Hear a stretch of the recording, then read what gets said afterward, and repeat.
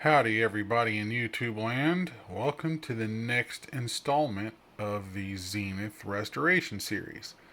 Now, this is taking a long time to get this done, but now we had some parts come in, so I ordered a bunch of these terminal strips. I got like 2 or 3 different types. These things are getting incredibly expensive now. I guess because they're not made anymore. I'm not sure. But, so I have those. Then I have the pot came in for the vertical height, so we should be able to use that. I mean, it's not exactly the same thing, but it's the right value, and it's wire wound, so we can use that. I have some screws here to try to mount these on possibly, and then I got some resistors and caps and stuff like that. It's all in here. So now it's a matter of figuring out, okay, what do we have going on with how we're going to mount this. So I'm thinking, because here's the deal. I have this right here. This is the only one that actually will come close to fitting. And because this area is so tight, I want to use that there, honestly. So we'll use that one there because I have another one, but this thing's just too big. There's no way. So we'll put that one there. So that means I have to use the terminal strips here. So I guess it becomes a question of which terminal strips do I use and how do I mount it up in here? That's an issue. So the best way to do that is to eliminate as many caps that need to go in this area as possible. So step one was to do all of that, and then step two, we have this one here, which I can put a cap between here and ground, and I can put this correct resistor value between here and ground. Then I'll eliminate one away from there. I might be able to take these two here and strap a cap down here somewhere and kind of leave it floating, which I don't want to do, but I'm running out of ideas because this isn't the proper ground, so I can't use that. So we can, that's 2 of them we could potentially eliminate, but that gives me like 3 or 4 more. Now, the way I did this, because of the 475 volt rating, I got 2 33s at 250 volt to use in series to give me roughly 15 at 500 volts. But I've noticed, I don't know if I'm going to have enough room on the strips, but on top of that, we do not have any rail voltages above 400 volts at any point from what I can tell when I was using the meter. So I could get away with a 450 volt cap, which is kind of a waste that I bought these now, but I might have to because of the way the terminal strips are. This is probably not the best way to do it, but what I did was I tried to find a happy medium here to put this strip, and I can put it right across these holes because there's nothing there. And what I did was I put some wire in between the grounds here to form a mechanical connection, and I'm going to solder that to the terminals, and I'm going to solder it to the chassis. That way, not only is it soldered for an electrical connection, but it's also mechanically fastened, you know, so because there's just really no place to put another terminal strip here easily, because you're going to run into this one for one, but then eventually you run in over here. I can't really put it in. I could put it here where these screws are, but then the problems with that, if I take them out to take the yoke assembly off, I could do that, or these could back out and create a bad electrical connection. If I solder that, then it prevents me from being able to take the yoke stack off. So really, this is the best place I can think of in the moment to get it in there. So we're going to solder that to the chassis, and we're going to fasten it down. It's the best way I know how to do this. Alright, so what I've done now is I've actually just got it tacked in here. It's not fully soldered in, but it's on there. It's not going anywhere. So it's soldered in here. I just needed to do that to get this out of the way so it wouldn't flop around. So now I'm in the process of just chasing all of these wires, figuring out, looking at my reference photos, figuring out where they all go, and start getting parts in here. And hopefully, my goal was try to maximize the usage of these pins. I was going to try to put that in, but it's so short, it's not. I'm going to have to put it here, which wastes this one. So, yeah, there's things like that I got to watch out for. Like these have to go in here somewhere. And I want to make the caps where it alternates between connection, ground, connection, ground, connection, ground, connection, ground. That way, you know, it's just easier to get things in there. So, yeah, the other way I could have done this was just take the caps and then cut the end of it off and just use this board as a support and just solder the caps on the top side of this and run the leads through. I mean, you could do it that way too, but unfortunately, like with this one, I already lost all the tabs, so you're not reusing that. Now, I could have just cut it from the top side and just take the yoke stack off, but now you're dealing with more pain, and the yoke stack is actually supporting this thing because there's no way to mount this or get this supported anyway, so I had to just do it this way. There's probably 50,000 other ways to do it. They actually sell reproduction capacitor circuit boards that would go here, so you can put modern caps on the top of it, but I'm not sure what they are or what they're called. I remember seeing them, but I'm just doing it this way. So, all right, so that's all installed in there now. So I got that sand resistor replaced because now this big resistor gets replaced with this much smaller one, but it's the same power. So that's replaced. It's connected to the new wire that runs down there. And then I got all the new capacitors installed that need to be done. So I kept with my original thought process as I put these in series. These two are in series, and then these two are in series. So these are both 47 microfarad at 250 volts. So it'll be 47 divided by 2, but it'll give me 500 volts instead of the 475. It's probably overkill because it never gets past 400, but I don't know there's a reason why Zenith spec'd it that way, so that's what I'm going to leave it at. This one was a 450 rated cap, so I went ahead and put a 450 back in there.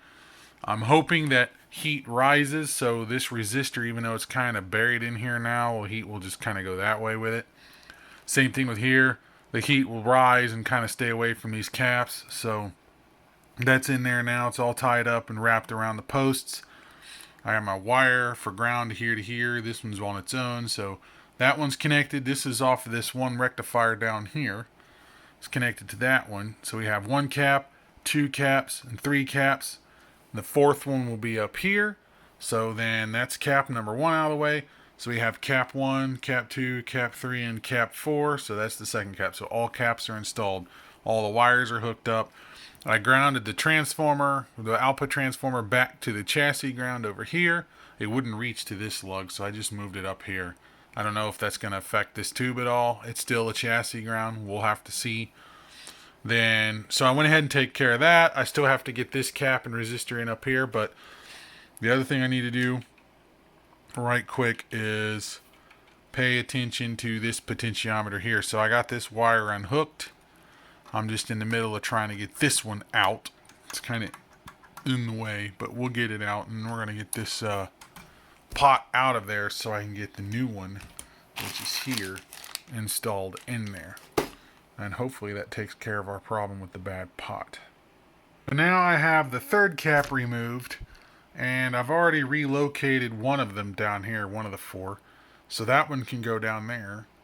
And then 2 of the 4 could get relocated right here, which is the cathode of the vertical output tube, which is connected to vertical linearity, which is this control there. So those 2 can get coupled together, and then that way it's out of the way, and then that can go together. Now, so the next thing we need to do here is, before I go any further, I want to double check something. So I want to see if what this third capacitor tests like. And from what I'm looking, you can see oil residue and bulginess, so I don't think this one's any good either. So all right, let's start with the slate one, which should be 100 microfarad. And I had to break all the twisties off, so it may not even test right. Let's see, what do we got here? 172, almost double, so that's leaky. Okay, so triangle is 40 microfarad. So let's take a look at Mr. Triangle.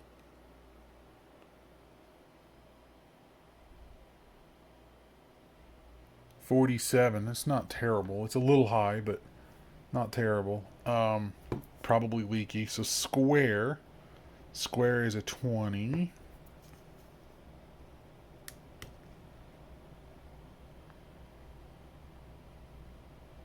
Well, that's bad.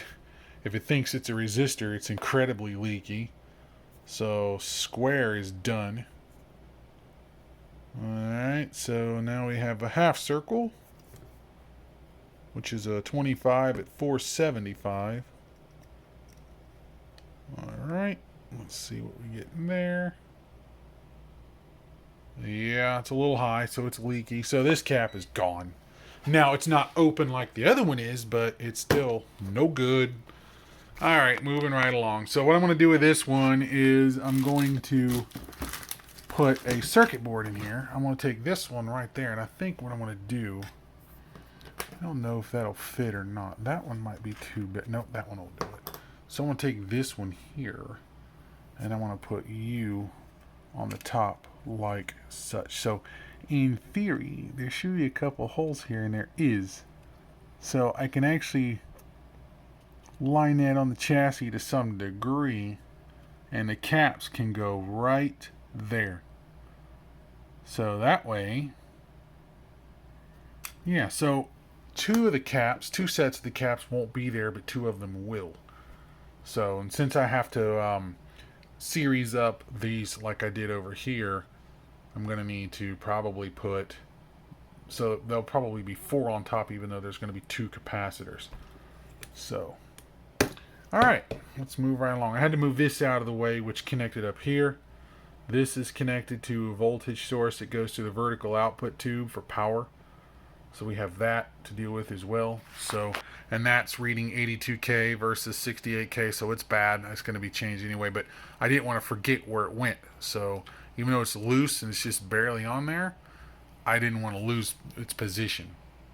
Alright, we got that section completely done now. So we've got the little circuit board there. I've got 2 circuits worth of capacitors on the top of that board. Just kind of see it right there. The other 2 circuits is here and now down here. So we got caps 1, 2, 3. So we're going to go 1. So we got capacitor 1, 2, 3, 4. Verified. We're good there. And then for this middle one, we have 1, 2, 3. And then 4 is up here. So we're good there. This one here, we have circuits 1 and 2. And then 3 is down here, and 4 is over there. So all electrolytics are accounted for. All circuits are accounted for. The 68K ohm was replaced to go into one cap because it needed to be. I heat shrink the 2 wires together, and it's just kind of under there now between this control and over here. And I moved the cap over there. So that's out of the way. And then the 2 sand resistors. This sand resistor I just finished replacing. It's now in there. That one I replaced a little bit earlier. So both sand resistors are taken care of. This one was open. That one wasn't. But I changed it anyways because, well, we know how those sand resistors can be. They tend to flake apart. And then when they do, they corrode and the wire breaks off. So it had to be changed. Like over here, this one just flaked apart too. So there's all the junk parts so far. There's nothing left as far as capacitors are concerned. It's done. So the only thing left at this point is I've got to get the tuner cleaned up and fixed so the contacts and all that stuff are good. And then I have to get the IF strip taken care of because there's some resistors in there that are completely shot. So, but before we do all of that, I think, in my opinion, I think we should do another power up and see what the raster looks like. So let's do that. Let's get set up for a power up here. Alright, so it's now or never. I got the light on in case we get the magic smoke. I got the CRT in place. I just plugged it in. I have not turned it on yet. So here we go.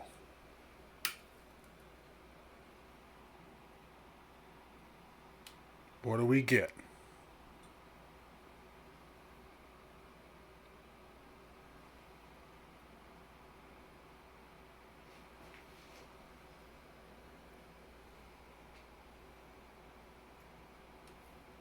Oh, yay.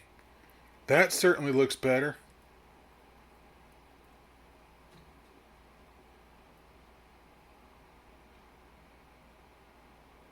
Oh, yeah. I see snow.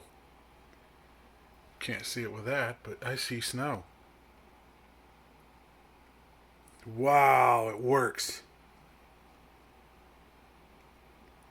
Vertical hold. Wow, we got snow.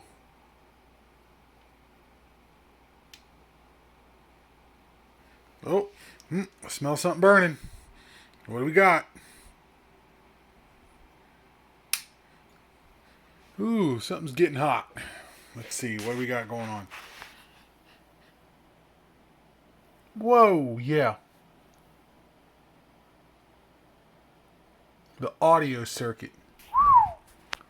Yeah, buddy. That one's getting really hot. I wonder if that tube is shorted. Holy crap, yeah. That sucker's hot. Okay, so, yeah, that's why it was stinking. That's why that resistor opened up. Because we have a failure somewhere in there. Unless this transformer is shorted. Let's see. Build the audio output transformer. No? I wonder why. It's got to be a shorted tube. It's got to be. Yeah. Interesting. So, well, we got a raster now at least. So, let's make sure we didn't get any caps that are overly hot. No, everything looks good there. There. Yeah, we're good there.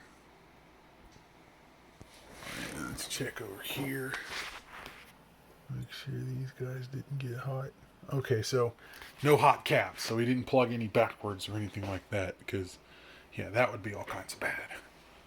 So, alright. We have a tube here that's causing this to get extremely hot. So it's pulling a ton of current across that resistor. So I think what we should do, since we know this resistor is 3.3 k ohm, let's grab a meter here and let's measure the current consumption across that resistor. So let's do that. We figure out how much, because right now, as far as I can tell, the resistor is right here. There's a 3.3 that's coming into it, and then there's the pi filter. So if we measure the current across this resistor, it only feeds this circuit. We can determine what the current is of this 6AG7. So we know if we bias this thing properly. So let's see. Electrical data. Let's see if there's a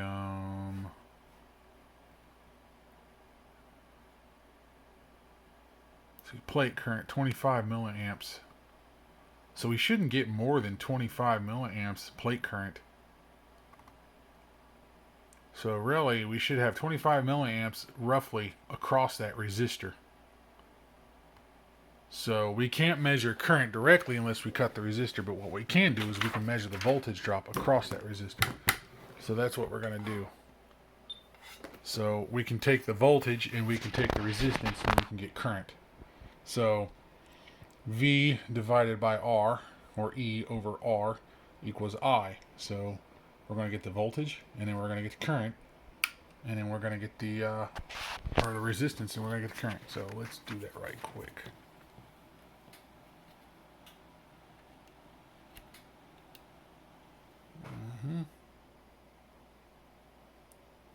So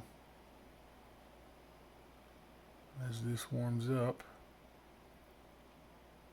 looks like we have 129. It keeps running away. 130 millivolts. All right, so we're going to cut you off.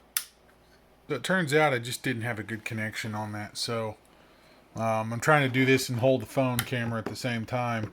But I was getting about 115 volts DC across this drop. So when I ran the math, I got 0.35 or 0.0357, so 35.7 milliamps. We're supposed to be 25 according to that. Let's see. Plate dissipation 8.7 watts. So plate current. Oh, well, no. It's not really that far off. So, well, I mean, 35 is kind of hot, but it's not that far off. So the manual said that that resistor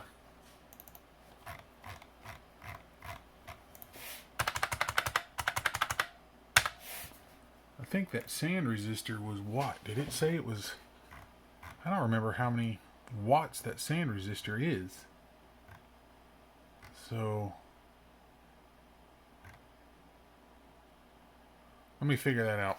I ran the calculation of the output wattage, 115 or 118 volts over 3300 ohms, 0.035 milliamps, etc. We get 5.54, so roughly 5.6 watts. You might as well say 6 watts. Well, that's a 5 watt resistor, so it's going to get hot. But perhaps more importantly, it says it's spec'd out for 5 watts. So that tells me, if we do the math, that stage is pulling too much power. Why?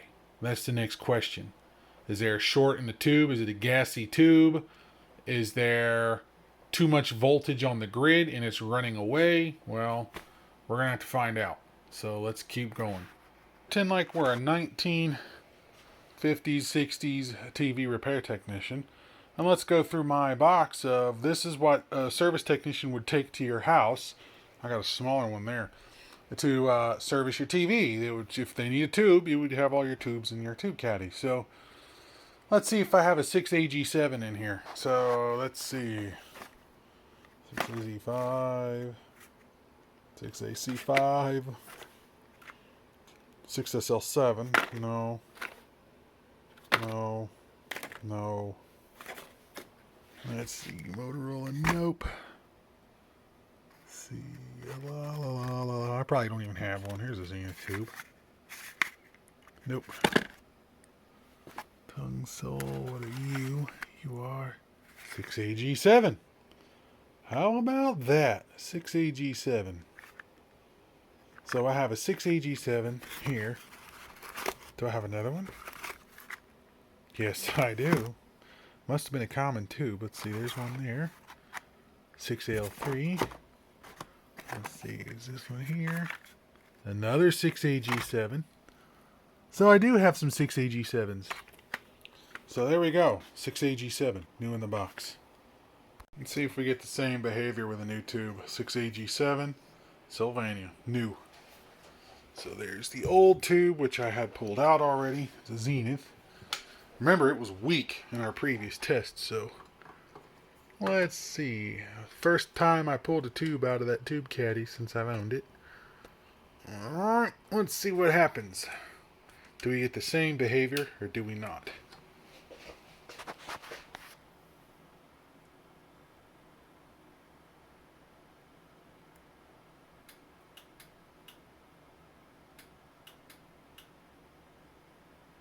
Oh yeah, she's getting toasty.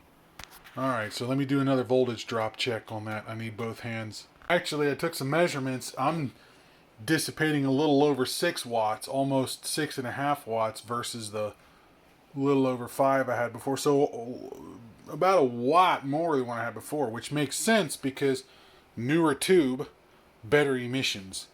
This one's kind of weak. So, okay, that tells me that this resistor is under spec'd. Which also tells me that the value they gave in the schematic is 5 watts. See, there's what's weird is, look at the difference. 5 watts versus 5 watts. I don't think that's a 5 watt resistor. That is probably a 15 watt resistor. So I'm going to probably have to upgrade that resistor value size. Or I'm going to need to modify the cathode resistor here. Increase it, because right now it should be like 82 ohms. Yeah, 82 ohms.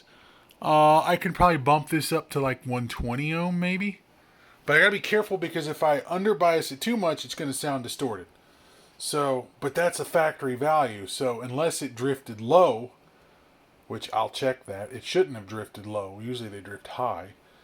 It's either that or this is under spec'd. I'm gonna go with that being under spec'd. So I really need to go up to 10, possibly 15 watts here. So in the meantime, we can continue our tests by just leaving the audio tube out. I want to get the rest of the circuitry working before I screw around with the audio, because all that does is feed power into the audio stage. So I'm not worried about that right now. So let's just put that off to the very end. But for now, the next thing I want to tackle is the IF stage.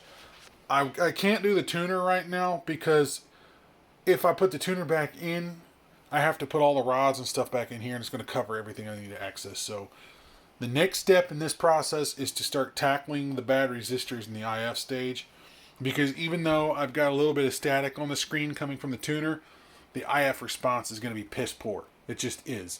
Not to mention I've got 6AU6s that are just completely totally worn into the ground. So I've got to go ahead and change those resistors out and just keep on going down the line a little bit at a time. So let's get the IF stage finished and then clean up the tuner. I got the resistor changed here, which was bad. That one was bad, and then these three 100 ohm was bad. This one was so bad, it was literally cracked, and it just crumbled apart. So they were completely baked out. They were shot. So, all right, those are all replaced now, and that was a painful. This one here was painful to get to, but perhaps worse. That one was nearly impossible to thread through there. So there's a couple of these that are still in here that are a little bit high. They test a little high, but they're not going to be high enough to cause problems, where the other ones were almost 200% above what they should be. So yeah, those are gone now. They've been replaced. I checked all the other ones. The tubes are weak. I need to find some 6AU6s. I don't have any in that kit yet, so I'm going to have to pick some up, and they're a little over $1 a tube on eBay right now, so I'm likely going to have to pick some up or go through my junk tube stash and see if I've got some 6AU6s, because these are weak. I got to see if I have the tubes for the tuner as well, because those are also weak. And while I was working on it, I didn't even realize it. I left the dang thing plugged in. So, alrighty. Might as well just turn it on. See if we get any smokage. Do we get any smokage?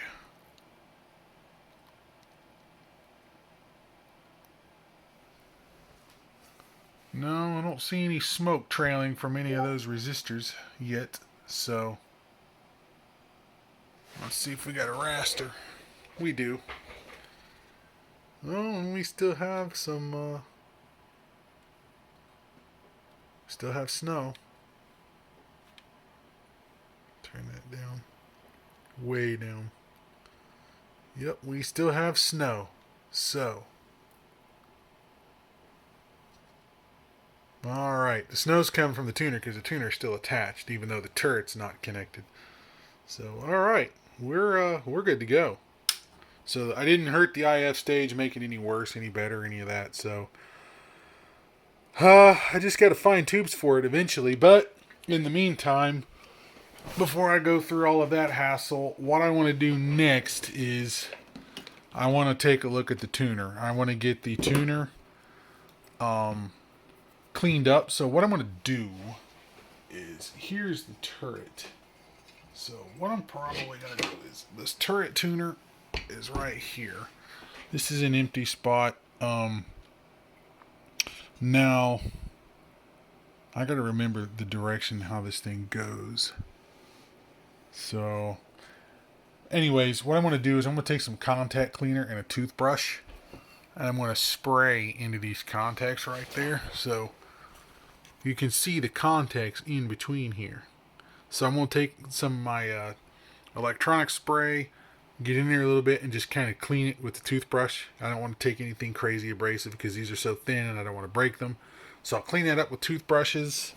And then I might do the same thing here, but at least these are easy to get to because you can see the tarnishing and oxidation corrosion. You've got to clean all that up or it's not going to work right, because these are your contacts to the tank circuits that are in here. So I'm going to probably use a Q-tip or maybe a little bit of sandpaper or toothbrush or something here. I'll have to see. So I'm going to spray all that up. I'll probably use actually, tell you what I'll probably use these Q-tips up here and just soak them in contact cleaner and just kind of go at all these connections here. And I'm going to do that for each and every single one of these turrets. And I'm going to do that for that. And then we're going to start putting the tuner back together. And you know what? At that point, we might be ready for testing the signal for the picture anyways, and get the original CRT put back in place. Actually, before I get too far carried away, I want to change this detector diode. I gotta look at my stash and see if I have a germanium diode, glass diode. I might have one somewhere, and I want to change that because this is leaky in the other direction if we remember. So I don't want to have any trouble at all, so that's going to go bye-bye. Now, if I were to do a composite video model on this, which I can't because it's a hot chassis for some reason, but if I were to do a composite video model on this, it would be on the other end of this detector diode. Alright, I got the new diode installed. Took the old one out, and it kind of, sometimes I get a reading the wrong way, or reverse bias, sometimes I don't, it's weird, so I just replaced it. It's a germanium, and I got a new germanium in there now, so it should be good to go. So what I did here was I took a little bit of this QD electronics cleaner, cheap stuff, and I took this piece of emery cloth sandpaper stuff, and I soaked it, and soaked these, and just kind of 1, 2, 3, 1, 2, 3, 1, 2, 3, and just went through all of those, so those are all clean now. You can see some of the crap it kind of picked up in there, so that's all cleaned up. The turret tuner itself was, I had to take some Q-tips to that and then kind of rough it up a little bit with sandpaper, so all these contacts should be good to go. So now I just got to put the tuner back together. I still have to fix the cord that runs the fine tuning, but that'll be a little bit later on. I just want to see if this thing will actually tune a channel, which what we're going to do is put it on channel 3 and use the little pattern generator and see what happens. Alright, now the tuner's installed. I went ahead and got my little generator thingy out, so we're going to clip you on here. I already took off the cable that was here and connected that thing up, but I forgot that this thing doesn't need that because I made this with clip leads, and it's not going to stay on. It's going to be a pain. Why? Because that's what we do around here. Alright, so we're going to turn the power on, let it warm up. I'm going to turn this guy on.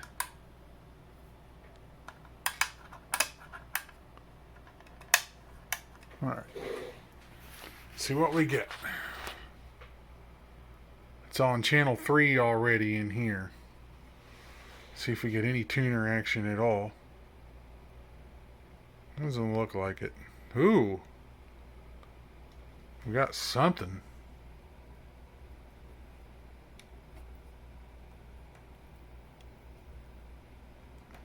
So we got to adjust the horizontal frequency because it's off.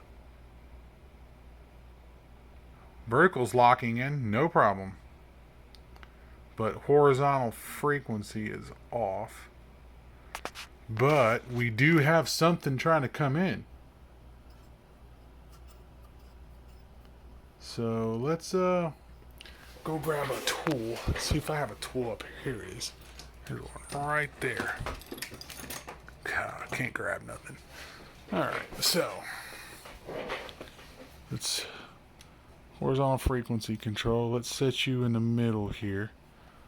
And then we will adjust the frequency control right here. I think this is the adjustment.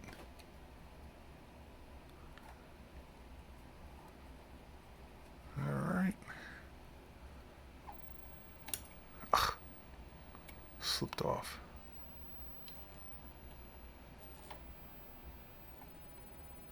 That was quite a bit off.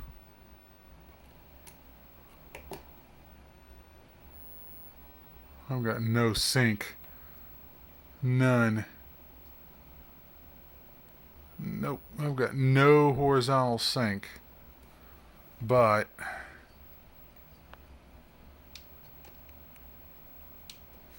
I can see something.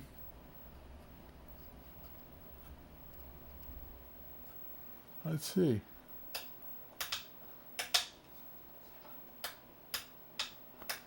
The little crosshatchy thingy is working. Let's see.